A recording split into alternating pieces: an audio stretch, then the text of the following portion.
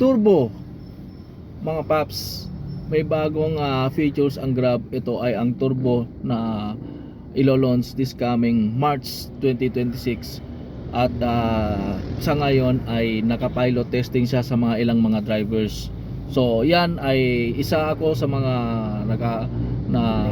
naka-testing nito, at ito ay ang aking konting na obserbahan, ang konting assessment dito. Kaya panoorin mo itong video na to para magkaroon ka rin ng idea kung sakaling pagdating ng March ay unti-unti nating matutunan itong features, bagong features na ito, para sa ganun ay tulad ng sabi ko na mas malaki ang chance nating tataas ang kita kapag mapag-aralan natin mabuti ang mga features na meron ang Grab.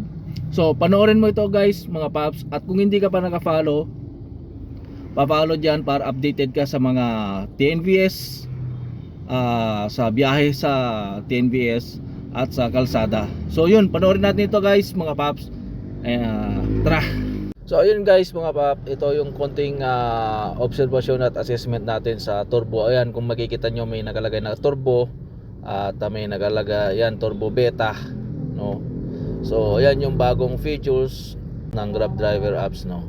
So ayun, at may nakalagay na dyan na up to 4% bonus in 20 minutes. So ayan, karagdagan na incentive na naman para sa atin yan mga paps. Kaya aralin natin ito. Ayan, may nakikita rin natin yung oras na ang natin ngayong araw, 2 hours and 21 minutes. Pero kapag umabot tayo ng 4 hours, kahit hindi diretsong 4 hours nag-online, basta nag-abot tayo ng 4 hours ay magkakaroon na tayo ng yan yung preferred access sa mga areas na gusto natin kung saan tayo gusto bumiyahe. So yan yung mga perks sa baba mga paps, so kung makikita nyo.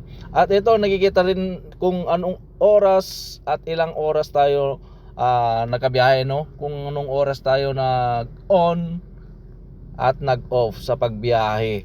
Nag-automatic siya kapag naka-on tayo, naka-on na rin ang turbo. So ito yung record ng sa turbo. So ayun, lahat yan, lahat ng daily yan merong may record kung kailan tayo nag-on at nag-off.